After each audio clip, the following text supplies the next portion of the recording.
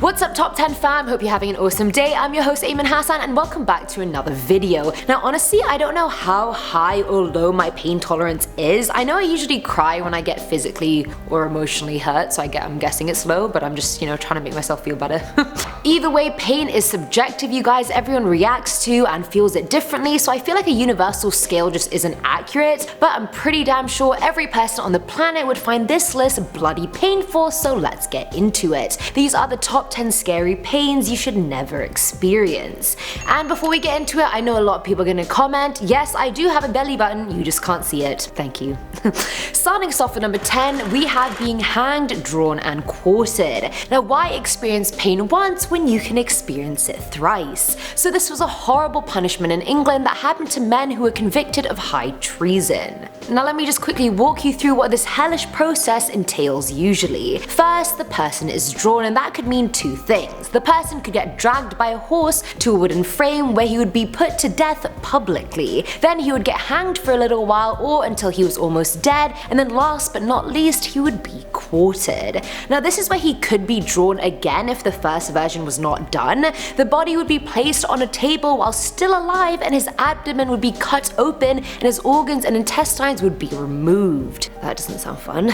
Then those organs would be burned right next to the body, and then finally, as if the person has not been through enough, comes the quartering. Their head would be cut off and then the rest of their body would be cut into 4 quarters.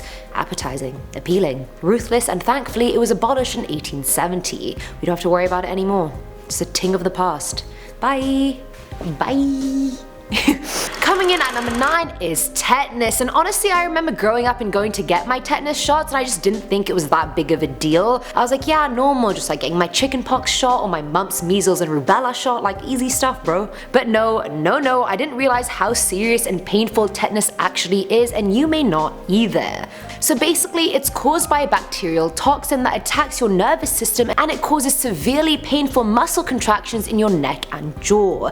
The toxin can be found in dust, in soil, in manure, in animal poop. Like, it's not as elusive as we think. It can make it really hard for you to breathe, hence sometimes it's called lockjaw. Once it enters your wound, the symptoms start occurring anywhere from a few days later to a few weeks. Spasms in your jaw and neck, can't really swallow anything, body spasms that last minutes, fever, rapid heart rate, etc. And these body spasms can get so bad that they can actually fracture your bones, so when I tell you tetanus isn't messing around, I full on mean it. Get your tetanus shots, folks, this is not a goddamn game. At number 8 is LINGCHI. Man, I was so not ready for this one, honestly. I'm still not ready, to be honest. No one could prepare me for what was to come. Basically, LINGCHI is a Chinese form of torture and execution, and it translates to the slow process, the lingering death, or death by 1,000 cuts, none of which sound good really, because it isn't. It was used in China and Vietnam from 900 CE to 1905 before it was abolished, and honestly with this one the Chinese were probably like, think of the slowest way to kill someone, and that's exactly what we're gonna do, people. That's exactly what we're gonna do. You're committing treason? LINGCHI your ass. Either way, LINGCHI involved using a knife to methodically cut portions of the traitor's body off over a long extended period of time until of course they eventually died. It would start with cuts on the arms, on the legs, on the chest, then it would get worse, it'd be amputation, and then finally just full-on stabbing really. Again, this was done publicly to humiliate the person and really just cause them pain worse than death, and then of course death. Sometimes the flesh that was cut off would be sold as medicine to others, which I don't even understand. Like, how is a skin suddenly medicinal? But okay. I don't think I really need to describe how much that would hurt. It's like, imagine how long you'd have to endure that before you died, and how much of you they'd actually cut off before that point. Like, nah B.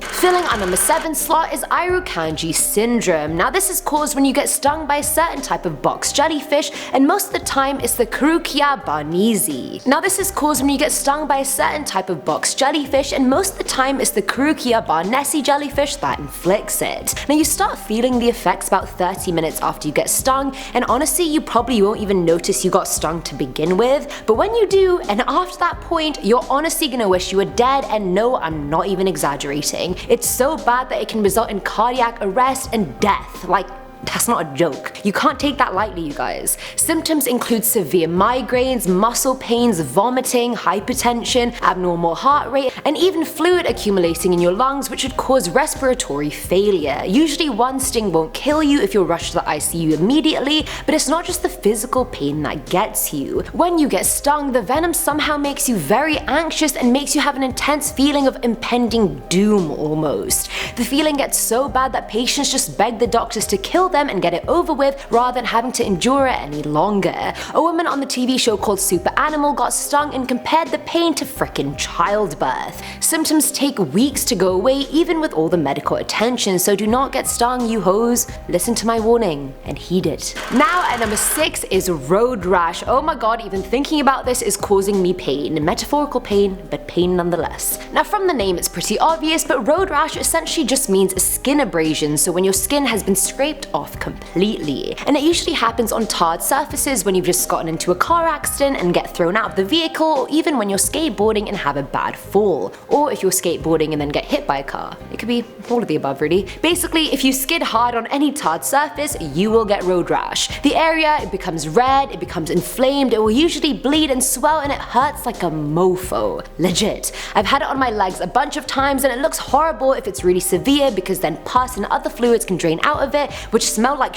themselves, and you can also get flu-like symptoms, blood poisoning, even septic shock, which could make it life-threatening. So next time your parents tell you to wear your helmet and knee and elbow pads, you better damn well listen to them. I'm not playing around. I'm not playing around with any of this list. Coming in at number 5 is a broken femur. Now hear me out, I know breaking a bone is so common, but the femur or your thigh bone is the biggest and strongest bone in the human body, so if you break it, you better hope to god your pain tolerance is high. Your femur is already quite hard to break, but it can break by high impact trauma like a bad car accident for example, whereas an older person with weaker bones can just break it if they fall down somewhere. It's labeled the most painful fracture a person can ever experience, and I believe doctors when they say that, I really do. Now when you break your femur, you feel it frickin' immediately and the pain is severe. You can't put any weight on the injured leg whatsoever, and considering it's one of the main bones used to walk, forget walking. It's not a thing. It takes up to 6 months to heal, you're gonna need surgery and a lot of medication, and there could be complications.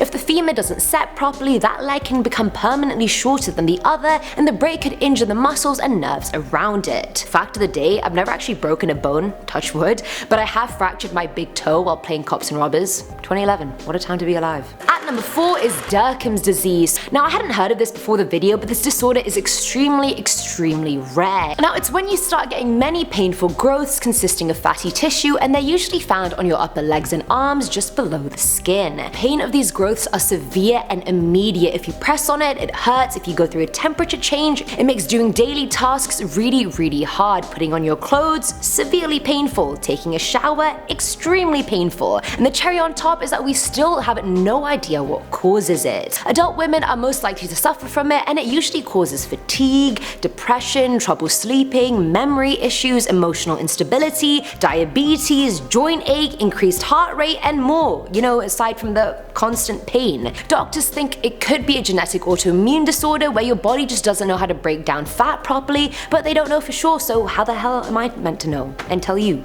I can't. I'm not gonna spread fake news. That's not me.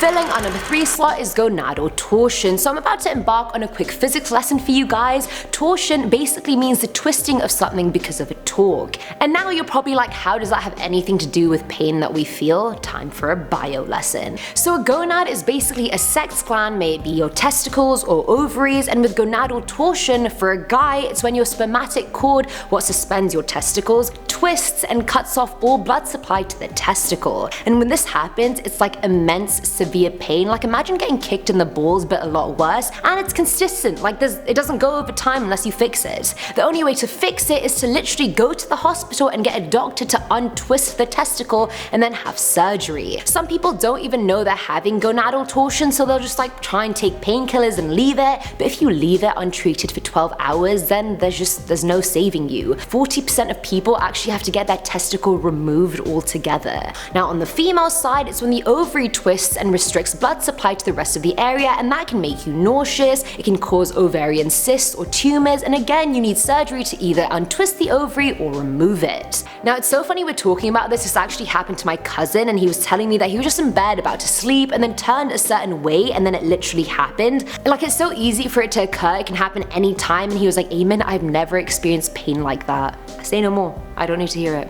Now at number 2 is childbirth, and this one is hard since it's a scary, severe pain, but A, there are remedies to make it less painful, and B, most women do experience this and actually want to experience this. Now women have described it feeling like your organs are being ripped out, so good luck to all the soon-to-be mothers out there. You got this, bro. Now childbirth sucks because you're in pain for a very long time. When your contractions start, it's all downhill from there. Cramping in your stomach, your groin, back, sides, sometimes even your thighs. Some say it feels like menstrual cramps, which already hurt like a mother. Others say it feels like a severe painful pressure, and so on. So all this pain is already kicking in and we haven't even given birth to the hoe yet, like come on now. Now if you're having a C-section or a lower back epidural, then I guess it eases the pain of childbirth itself, but these are what some mothers have said about giving birth naturally. Get ready for it. And these are all from different women, just FYI. Labor felt like the worst menstrual pain that you've ever experienced, combined with someone stabbing you in the stomach. Okay? Labor pain is menstrual cramps multiplied by 1,000,000. It's like your abdomen is trying to squeeze out everything, not just the baby. Again, fighting the pain made it worse. Pushing felt like my whole pelvis was made of breaking glass. And finally, at number 1 is emotional pain. I know a lot of you are going to say this is a cop-out for number 1, and I'd have to 100% disagree with you and ask that you see yourself out. Go on. I think thankfully right now we live in a day and age where emotional pain, mental illness and disorders and so forth are taken a lot more seriously than they were previously. But at the same time, unlike most physical pains, there is no cure a lot of the time. Yes, for depression, for anxiety, for PTSD, for other illnesses, you can take medication, but that also doesn't help you 100%. What's the cure for heartbreak? A tub of ice cream, watching Bridget Jones's Diary and going through your hoe phase? That's not a cure, you guys. Nope. And the bad thing is, it's also timeless. With physical pains, you have a set recovery time. For emotional pain, bro, that can stick with you for life. The pain of losing a loved one, that will never leave you no matter how long it's been. And so honestly, from the bottom of my heart, I hope you guys experience as little emotional pain in your lives as possible. I know that's impossible, but good vibes, you know? Kept sending you the good vibes, all the good vibes. Good vibes, good vibes. And that's it for today's video, guys. I hope this video enlightened you guys in some way. I hope it opened your eyes to the pain of the universe, and that if you think you're going through it, don't worry, because half the world is too. We may be in pain, but we're in pain together. Pain and solidarity, you guys. Okay, I don't know why I'm still talking. Either way, I've been your host, Ayman Hasan, and I'll catch you in the next one. Bye!